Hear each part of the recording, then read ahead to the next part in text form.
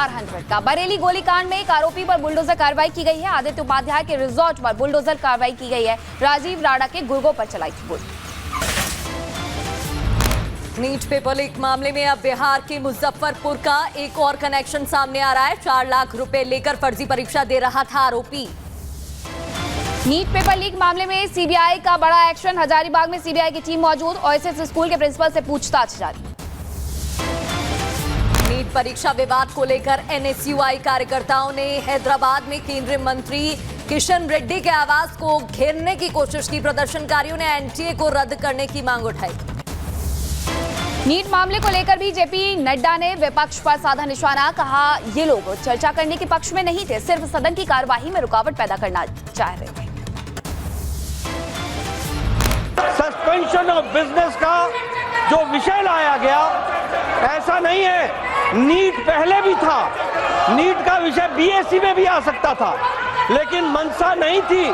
मंशा हाउस को डिस्टर्ब करने की थी और इसलिए आज सस्पेंशन लेकर के आए और सस्पेंशन ऑफ रूल्स और बिजनेस को करके ये इस तरीके की स्थिति खड़ी की गई। और विपक्ष के हंगामे के बीच फिर शुरू हुआ राज्यसभा की कार्यवाही।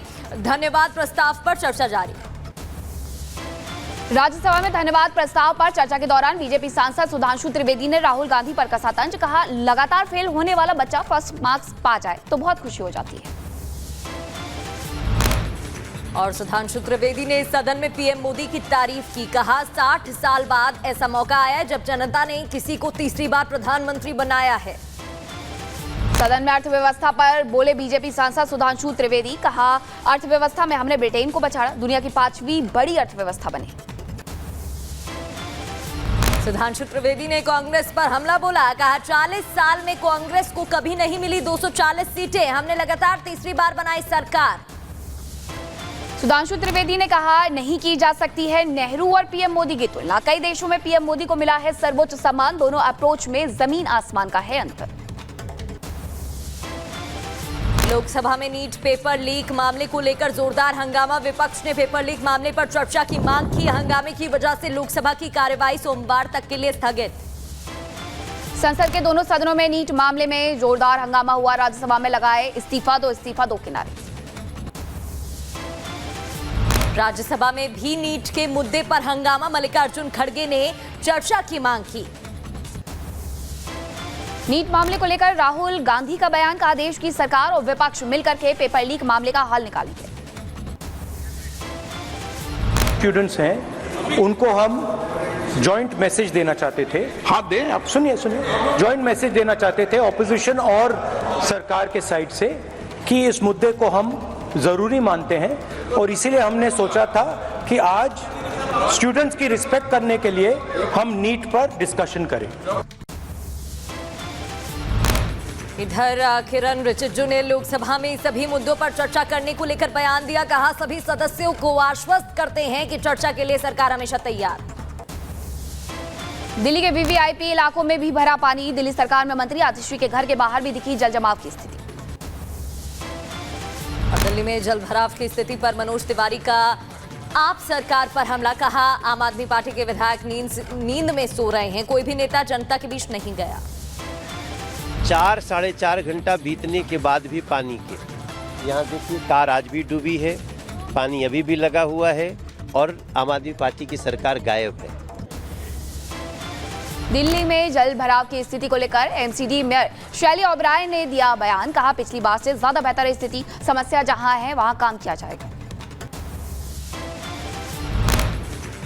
देखिए पिछली बार से सिचुएशन काफ़ी फार बेटर है और एक तरह से मानसून की पहली बारिश है और अब वो सभी पॉइंट्स आइडेंटिफाई आज हो चुके हैं। तमाम departments, MCD, irrigation flood, PWD, साथ में हमारे दिल्ली जल बोर्ड, तमाम अधिकारी, सभी डिप्टी कमिश्नर्स, ऑफिसर्स अभी ग्राउंड पर काम कर रहे हैं और जहाँ जहाँ वाटर लॉगिंग है उन पर काम जारी है और दिल्ली की जनता को आज के बाद ऐसी स्थिति दोबारा नहीं मिलेगी। संदीप पाठक ने बारिश के बाद दिल्ली के हालात पर बयान दिया। कहा जलभराव वाले इलाकों में हालात सामान्य करने की कोशिश जारी। आईजीआई एयरपोर्ट हादसे के बाद नागरिक उड्डयन मंत्री राममोहन नायडू ने घटनास्थल का जायजा लिया है। दिल्ली पुलिस और एयरपोर्ट अथॉरिटी के अधिकारियों से बातचीत भी की। आईजीआई एयरपोर्ट हादसे को उड्डयन मंत्री ने दुर्भाग्यपूर्ण बताया। कहा, घटना पर मंत्रालय की नजर है। मृतक के परिजन को 20 लाख घायलों को 3 लाख का मुआवजा देने का ऐलान। तो प्रधानमंत्री साहब जो इनॉग्रेट किया वो दूसरा बिल्डिंग है, दूसरी तरफ है। जो यहाँ कोलैप्स हुआ है वो 2009 में पुरानी बिल्डिंग है। 2009 में जो उस टाइम ओपन हुआ था, तो उसके ऊपर जो इंस्पेक्शन करना है वो अभी करवाएंगे। दिल्ली में जल जमाव पर बीजेपी का हमला, ट्वीट कर लिखा, आपके दावे की खुली पोल, दिल्ली में जल भराव की समस्या बरकरार। दिल्ली में भारी बारिश से जल जमाव की स्थिति पर बीजेपी का तंज, ट्वीट कर लिखा, जल भराव रोकने के नाम पर खर्च किए करोड़ों रुपए सब भ्रष्टाचार की भेंट चढ़ गए। दिल्ली में समाजवादी पार्टी के नेता रामगोपाल यादव का आवास भी भारी बारिश से हुआ जलमग्न। रामगोपाल के सहयोगी ने उन्हें उठा करके गाड़ी में बिठाया। बारिश के बाद दिल्ली की स्थिति को लेकर दिल्ली सरकार की बैठक में जल जमाव की स्थिति को लेकर बातचीत। उत्तर भारत में भारी बारिश को लेकर मौसम विभाग ने दी जानकारी। कहा, उत्तर भारत में जारी रहेगी भारी बारिश, 2 से 3 दिनों तक बारिश होने की संभावना। तेज बारिश की वजह से दिल्ली एयरपोर्ट के टर्मिनल 1 पर छत ढहने से हादसे में 1 की मौत, 5 लोग घायल, घायलों का इलाज जारी। दिल्ली एयरपोर्ट पर हुए हादसे के बाद रेस्क्यू ऑपरेशन जारी। मलबे में कुछ गाड़ियां भी हुई हैं क्षतिग्रस्त। एक शख्स के अभी भी फंसे होने की खबर। दिल्ली एयरपोर्ट पर एनडीआरएफ की टीम मौजूद है। राहत बचाव का कार्य जारी है। हादसे में 1 की मौत की खबर। टर्मिनल हादसे के बाद आईजीआई एयरपोर्ट आधिकारिक बयान सामने आया है। कहा, टर्मिनल 1 से सभी उड़ानें रद्द कर दी गई हैं, चेक इन काउंटर के लिए बंद किए गए। दिल्ली एयरपोर्ट पर हुए हादसे को लेकर एक्शन में नागरिक उड्डयन मंत्रालय की ओर से जांच टीम का गठन किया गया। वहीं दिल्ली में चलती बस में घुसा बारिश का पानी, बस में बैठे यात्रियों की सीट तक पहुंचा पानी। और दिल्ली के किशनगंज की बात करें तो कोडिया अंडरपास में भारी बारिश की वजह से यात्रियों से भरी ये बस फंस गई थी। 2 घंटे से ज्यादा समय में अंडरपास में ये बस फंसी रही। अंडरपास में फंसी बस को निकालने के लिए रेस्क्यू ऑपरेशन की टीम मौके पर मौजूद। बस को निकालने के लिए की जा रही है कड़ी मशक्कत। भारी बारिश के बाद दिल्ली एयरपोर्ट का बुरा हाल। एयरपोर्ट की छत का एक हिस्सा गिर गया, जिसकी वजह से एक युवक की मौत। राजधानी में भारी बारिश ने बढ़ाई लोगों की मुश्किलें। नई दिल्ली रेलवे स्टेशन पर जल जमाव हुआ है, सड़कों पर भरा पानी, यात्रियों को हो रही है परेशानियां। राजधानी दिल्ली में आसमानी आफत से बुरा हाल, हर तरफ नजर आ रहा पानी। मलकागंज और तिमारपुर में पानी में डूबी नजर आई कार। भारी बारिश ने दिल्ली वासियों की मुश्किलें बढ़ा दी है। लगातार हो रही बारिश से दिल्ली एनसीआर में जगह जगह भरा पानी। ड्रोन तस्वीरें सामने। और दिल्ली में भारी बारिश से कई इलाकों में जलभराव की स्थिति। भीकाजी कामा से तस्वीरें आई सामने। सड़कों पर सन्नाटा पसरा। दिल्ली में भारी बारिश से सड़कों पर भरा पानी। कनॉट प्लेस में बारिश की वजह से गाड़ियों की रफ्तार हुई धीमी। दिल्ली के मिंटो रोड पर भारी बारिश के बाद भरा पानी। अंडरपास पर पानी भरने की वजह से यातायात ठप।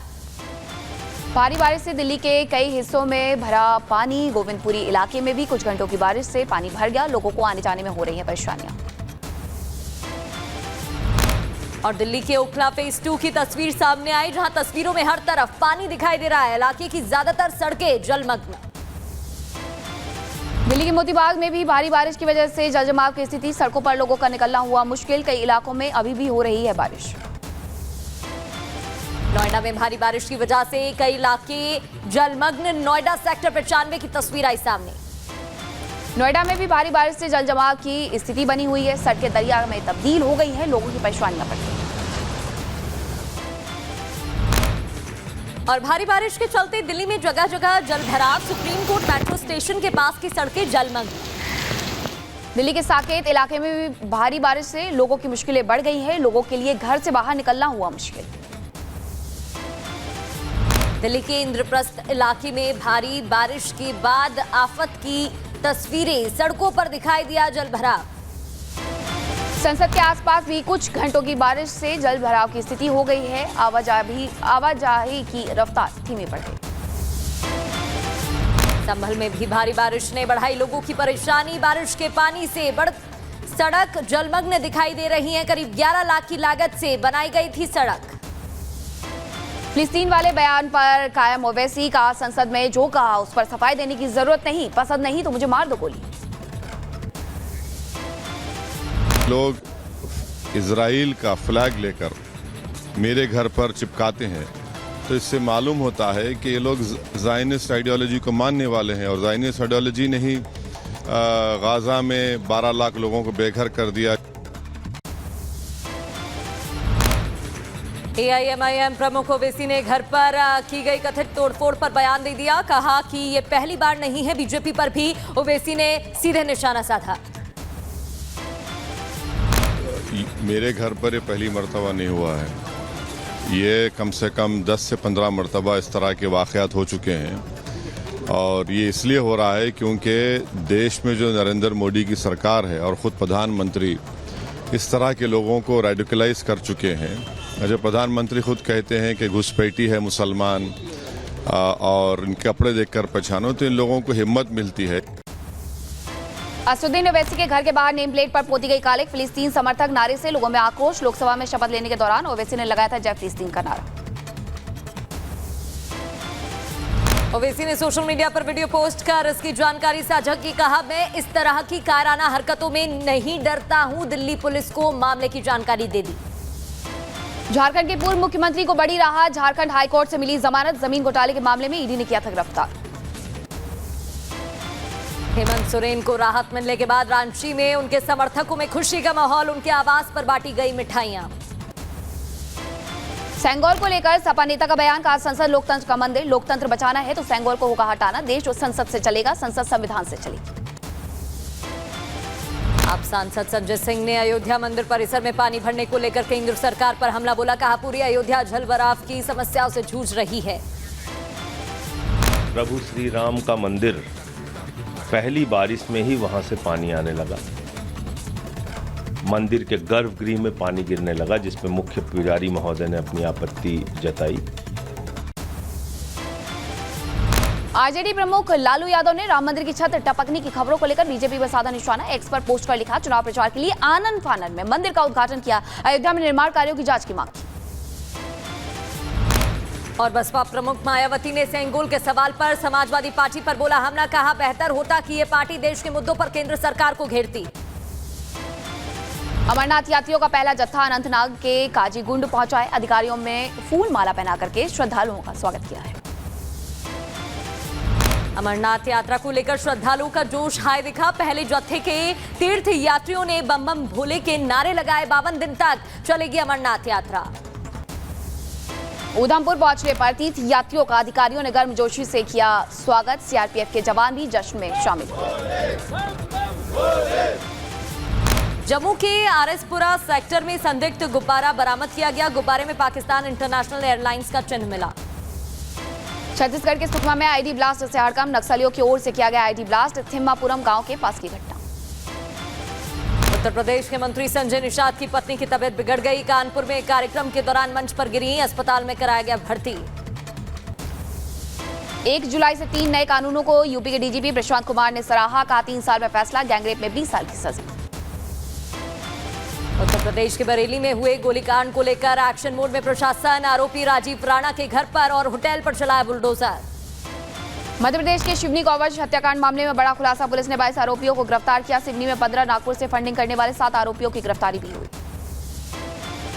कर्नाटक में वाल्मीकि डेवलपमेंट घोटाले को लेकर बीजेपी का प्रदर्शन। चिकित्सा शिक्षा मंत्री शरण प्रकाश पाटिल और कॉरपोरेशन के चेयरमैन के इस्तीफे की मांग। यूपी के गाजियाबाद में कृष्णा विस्टा सोसाइटी में लिफ्ट की खराबी से कई लोग घायल। 7वीं मंजिल से लिफ्ट सीधे 3री मंजिल पर झटके से आकर के रुकी। घायलों को अस्पताल में भर्ती कराया गया। जम्मू कश्मीर के पुंछ में भूस्खलन ने बढ़ाई मुसीबत। लैंडस्लाइड की वजह से राष्ट्रीय राजमार्ग को भी बंद किया गया। हिमाचल के कुल्लू में ब्यास नदी में गिरा ट्रक ड्राइवर लापता। ट्रक चालक की तलाश जारी। जम्मू कश्मीर के पुंछ के मेंढर में बाढ़ से हाल बेहाल। बाढ़ के पानी में बहा ट्रैक्टर।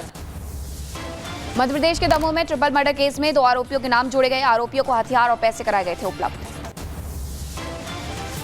मध्य प्रदेश के सीहोर में शादी समारोह के दौरान दो गुटों में झड़प। एक पक्ष के शख्स ने दूसरे पक्ष के लोगों को कुचलने की कोशिश की। घटना में 8 लोग घायल। उत्तर प्रदेश के सीतापुर में ग्राम प्रधान की दबंगई आई सामने। चुनावी रंजिश के चलते एक परिवार का गिराया घर। पीड़ित परिवार ने ग्राम प्रधान पर लगाया 50,000 मांगने का आरोप। उत्तर प्रदेश के अलीगढ़ में बिजली के तार चोरी करने वाले गिरोह का भांडाफोड़। गिरोह के 5 लोगों को गिरफ्तार किया। कांस्टेबल भर्ती परीक्षा पेपर लीक मामले में बिहार पुलिस का एक्शन। मामले में पुलिस ने 4 लोगों को गिरफ्तार किया। हिमाचल प्रदेश के शिमला में कई हिस्सों में भारी बारिश के कारण भूस्खलन की घटनाएं। कई वाहन मलबे में फंसे। दिल्ली में भारी बारिश ने कई इलाकों में हाल किया बेहाल। रोहिणी सेक्टर 18 मेट्रो स्टेशन पर पानी से भरे गड्ढे में फंसी कार। दिल्ली के वसंत विहार इलाके में भारी बारिश से बड़ा हादसा। मकान में बना बेसमेंट धंसा। हादसे में 3 से 4 लोगों की मौत की आशंका। रेस्क्यू ऑपरेशन जारी। उत्तर प्रदेश के जौनपुर में जमीन विवाद में दबंगों ने जलाया गरीब का घर। साथ ही युवक से मारपीट की। मारपीट का वीडियो सोशल मीडिया पर वायरल। पीड़ित ने लगाई एसपी से न्याय की गुहार।